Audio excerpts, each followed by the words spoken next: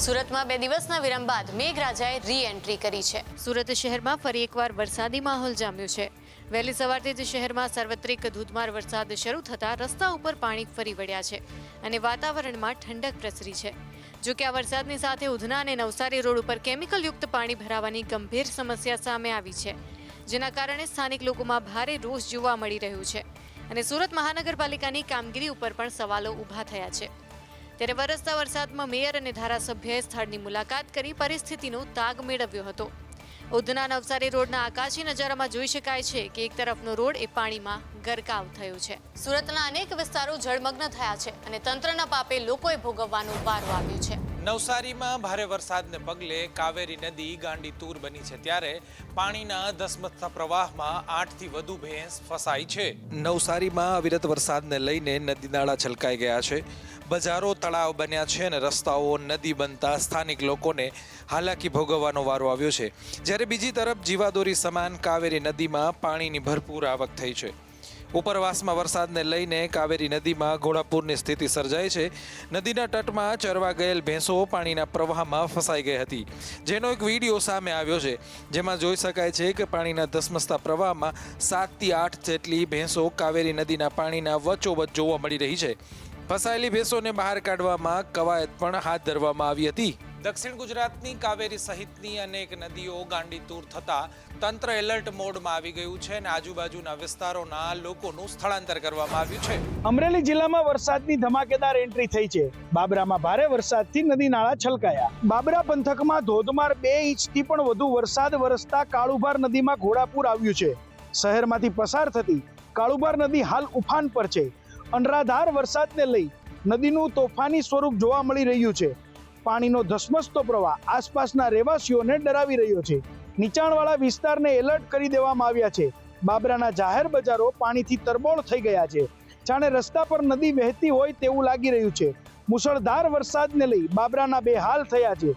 આ સાથે ગ્રામ્ય વિસ્તારમાં પણ મેઘરાજા મન મૂકીને વરસ્યા છે, જેમાં ચામરડી, વાલરડી, ખંભાળા, કરિયાણા, વાવડી ગામોમાં પણ વરસાદનો માહોલ જામ્યો છે। કાળુભાર નદી છલકાતા ખેડૂતોમાં ખુશી જોવા મળી રહી છે, ત્યારે હવામાન વિભાગે હજુ પણ અમરેલીમાં ભારે વરસાદની આગાહી કરી છે। સુરત જિલ્લામાં અનધાર વરસાદ વચ્ચે બારડોલીમાં જળબંબાકાર મીંડોળા નદીનું રૌદ્ર સ્વરૂપ સામે આવ્યું। સુરત જિલ્લામાં છેલ્લા ઘણા સમયથી વરસાદ વરસી રહ્યો છે, જેને લીધે આસપાસના વિસ્તારો નદી નાળા કુદરતી વહેણમાં નવા નીરની આવક થઈ છે। જ્યારે બારડોલીમાં ધોધમાર વરસાદને કારણે જળબંબાકારની સ્થિતિ સર્જાઈ છે। બારડોલીમાંથી પસાર થતી મીંડોળા નદી તોફાની બનતા પૂરની સ્થિતિ સર્જાઈ છે। મીંડોળા નદીમાં પૂરના આકાશી દ્રશ્યો સામે આવ્યા છે। પાણીમાં ધસમસતો પ્રવાહ જોવા સુંદર લાગી રહ્યો છે, તેટલો જ ખતરા સમાન છે। મીંડોળા નદીના પાણી બારડોલી કોર્ટ સામે ખાડા વિસ્તારમાં ભરાઈ ગયા હતા। ખાડા વિસ્તારના ઘરો પાણીમાં ગરકાવ થઈ ગયા છે। નીચાણવાળા વિસ્તારના લોકોને એલર્ટ કરવામાં આવ્યા છે। તે સાથે તંત્ર દ્વારા મીંડોળા નદીના જળસ્તર ઉપર સતત નજર રાખવામાં આવી રહી છે। એકવાર ફરી ચંડોળા તળાવ છલોછલ ભરાયેલું નજરે પડ્યું। રાજ્યમાં ચારેકોર મેઘરાજા મહેરબાન તો થયા છે, ત્યારે વર્ષો બાદ હવે ચંડોળા તળાવમાં પાણીથી છલોછલ ભરાઈ ગયા છે। હાલ તો આ ઋતુમાં વર્ષો પછી ચંડોળા તળાવ માટે આશીર્વાદ બન્યું છે। તળાવમાં પાણી આવવાનું મોટું કારણ એ છે કે ગેરકાયદેસર બાંધકામો દૂર કરવામાં આવ્યા છે। જો કે અહીંયા નવા પક્ષીઓનો કલરવ અને પક્ષીઓનો જમાવડો પણ જોવા મળી રહ્યો છે, તો એએમસીની ગેરકાયદેસર બાંધકામ હટાવવાનું મિશન સફળ થયું તેમ કહીએ તો કોઈ નવાઈ નથી, પરંતુ અહીંયા એએમસી દ્વારા પાણી ઊંડું હોવાથી સાવચેતીના બોર્ડ તો મારી દેવામાં આવ્યા છે। શરત એટલી જ છે કે આ તળાવ હવે ફરી ગંદકી કે ગેરકાયદેસર બાંધકામનો ભોગ ન બને અને બસ આવી જ રીતે કુદરતનો અમૂલ્ય વારસો જળવાઈ રહે। અમદાવાદનું ભૂતકાળ બની ગયેલું ચંડોળા તળાવ ગેરકાયદેસર બાંધકામ દૂર થતાં હવેથી તેનું વર્તમાન પણ સારું અને ભવિષ્ય પણ સારું હોય તેવા પ્રકારની તૈયારી કોર્પોરેશન દ્વારા કરવામાં આવી છે અને સફળ મિશન જે ગેરકાયદેસર બાંધકામો દૂર કરવામાં આવ્યા હતા તેની ઝાંખી હવે આ તળાવ છલોછલ ભરાયેલું ઘણું બધું કહી રહ્યું છે। પાવાગઢમાં વરસાદી મોસમને લઈ આધ્યાત્મિક અને પ્રાકૃતિક સમન્વય જોવા મળી રહ્યો છે। જંગલોમાં હરિયાળી છવાતા સૌંદર્ય સોળે કળાએ ખીલી ઉઠ્યું છે। પંચમહાલ જિલ્લાના જંગલો અને પહાડોથી આચ્છાદિત વિસ્તારમાં આવેલા મહાકાળી માતાજીના શક્તિપીઠ એવા પાવાગઢમાં હાલ સૌંદર્ય સોળે કળાએ ખીલ્યું છે। અહીં આવનાર યાત્રાળુઓ વાદળોમાં ખોવાયેલા પાવાગઢ ડુંગરને જોઈને અભિભૂત થઈ જાય છે. લીલીછમ વનરાજી અને વરસતા વરસાદમાં વાતાવરણમાં આહલાદક બની જાય છે. ત્યારે માતાજીના દર્શને આવેલા ભક્તો નયનરમ્ય વાતાવરણને જોઈને ખુશી અનુભવી રહ્યા છે. વરસાદી મોસમમાં ડુંગરોની આસપાસની હરિયાળી, વાદળોની અવરજવર અને ધુમ્મસનું આવરણ પ્રવાસીઓ માટે આહલાદક અનુભવ બની રહે છે. ભાવનગરના જીવાદોરી સમાન શેત્રુંજી ડેમમાં ભરપૂર પાણીની આવક થઈ છે. 1 ફૂટ ડેમના દરવાજા ખોલીને તેમાંથી પાણીની જાવક શરૂ કરાઈ છે. અમરેલી, ભાવનગર અને બોટાદ સહિતના જિલ્લાઓમાં મુશળધાર વરસાદને કારણે જળબંબાકાર જેવી સ્થિતિ સર્જાઈ છે. અનેક નીચાણવાળા વિસ્તારોમાં પાણી ભરાઈ ગયા છે, જેના કારણે જનજીવન પ્રભાવિત થયું છે. આ ભારે વરસાદને પરિણામે સૌરાષ્ટ્રનો સૌથી મોટો ગણાતો શેત્રુંજી ડેમ ઓવરફ્લો થઈ ગયો છે. ઉપરવાસમાં થયેલા ભારે વરસાદને કારણે ડેમમાં પાણીની આવક થઈ હતી.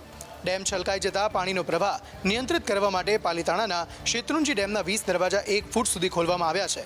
સાવચેતીના ભાગરૂપે નીચાણવાળા 18 ગામોને એલર્ટ કરાયા છે અને નદીના પટમાં લોકોને અવરજવર નહીં કરવા સૂચના આપવામાં આવી છે. હજુ પણ ભારે વરસાદની આગાહી હવામાન વિભાગ દ્વારા કરવામાં આવી છે અને આ વખતે સિઝનમાં બીજી વખત આ ડેમ ઓવરફ્લો થયો છે. રાજ્યમાં અનેક વિસ્તારમાં કુદરતી સૌંદર્ય સોળે કળાએ ખીલી ઉઠ્યું છે. ત્યારે ગઢડાના ખોડિયાર મંદિરનો નયનરમ્ય નજારો સામે આવ્યો. ચોમાસામાં અનેક પહાડી વિસ્તારમાંથી નાના મોટા ઝરણા જીવંત થયા છે. નદીઓ વહેતી થઈ છે. ચારે તરફ હરિયાળી જોવા મળી રહી છે. ત્યારે બોટાદના ગઢડાનું ખોડિયાર મંદિર ખીલી ઉઠ્યું છે. કેરાડા ગામ પાસે ઐતિહાસિક શસ્ત્રધરા ખોડિયાર મંદિર આવેલું છે, જે ચોમાસામાં આકર્ષણનું કેન્દ્ર બન્યું છે. પહાડ પરથી પાણીનો ધોધ અને ખડખડ વહેતા ઝરણાના આકાશી દ્રશ્યો સામે આવ્યા છે. મંદિરની ચારેય બાજુમાં ખડખડ ઝરણા સાથે સોળે કળાએ કુદરતી સૌંદર્ય ખીલી ઉઠ્યું. ગઢડા તાલુકામાં ધોધમાર વરસાદ થતા અનેક ઝરણા અને પાણીના ધોધ જીવંત થયા છે. કુદરતી સૌંદર્યને માણવા માટે પ્રવાસીઓ ઉમટી રહ્યા છે. વરસાદ આવતાની સાથે ધરતી માતાએ લીલી ચાદર ઓઢી છે. ત્યારે વિવિધ પ્રવાસન સ્થળના કુદરતી અદ્ભુત નજારાને માણવા માટે સહેલાણીઓ ઉમટી પડ્યા છે. સાપુતારામાં ધુમ્મસભર્યા વાતાવરણમાં પ્રવાસીઓની ભીડ છે તે જામી છે. ઝરમર વરસાદમાં પણ સહેલાણીઓએ બોટિંગની મજા માણી છે.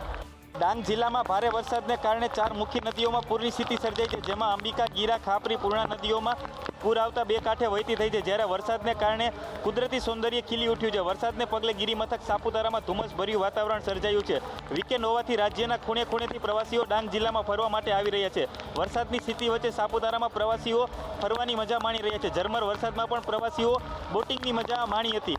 હાલમાં વરસાદને કારણે ધોધ જીવંત થયા છે. ચોમાસાની રાહ જોઈને બેઠેલા પ્રવાસીઓ ડાંગ જિલ્લામાં ઘસારો વધી રહ્યો છે.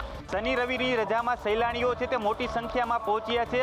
અલગ અલગ એડવેન્ચરની મજા છે તે માણી રહ્યા છે. ચોમાસાની સિઝનમાં રોગચાળો વધતા દવાઓના ભાવ આસમાને પહોંચ્યા છે. સામાન્ય તાવ માટેની દવાના ભાવ પણ આસમાને પહોંચતા નાગરિકો પરેશાન થયા છે. ગુજરાતમાં ચોમાસાની સિઝનમાં પાણીજન્ય રોગચાળો અને વાયરલ ઇન્ફેક્શનના કેસો વધી રહ્યા છે. વરસાદની સિઝનમાં તાવ અને ઝાડા ઉલટી સહિતના કેસોમાં વધારો નોંધાયો છે. ત્યારે બીમારી વધતા બીમારીની દવાઓના ભાવમાં પણ વધારો નોંધાયો છે. એક તરફ મોંઘવારી પણ આસમાને પહોંચી છે, બીજી તરફ સિઝનલ બીમારીને કારણે દવાઓનો ખર્ચો પણ વધી રહ્યો છે. ત્યારે રૂટીન તાવ અને શરદીની દવામાં 20% સુધીનો વધારો નોંધાયો છે. મધ્યમ વર્ગના લોકો માટે સારવાર મોંઘી થઈ ગઈ છે. ઉધરસ માટે કફ સિરપના ભાવમાં પણ 80 થી 100 રૂપિયા સુધી થઈ ગયા છે. એન્ટીબાયોટિક દવા 150 રૂપિયાથી લઈને 250 રૂપિયા સુધીના ભાવે વેચાઈ રહી છે. સિઝનલ બીમારીઓના કેસ વધતા દવાનો ભાવ વધી ગયા છે અને આજકાલથી આસમાને પહોંચેલી મોંઘવારીના કારણે મધ્યમ વર્ગ પીસાઈ રહ્યો છે. વલસાડ જિલ્લા કોંગ્રેસના પ્રમુખની વરણી બાદ વિરોધ વધ્યો છે. જિલ્લા કોંગ્રેસના મહામંત્રીએ રાજીનામું ધરી દીધું છે. વલસાડ જિલ્લા કોંગ્રેસમાં ભડકો જોવા મળી રહ્યો છે. કોંગ્રેસ પ્રમુખની વરણી બાદ અંદરો-અંદર વિખવાદ વધ્યો છે અને કોંગ્રેસ તૂટી રહી છે.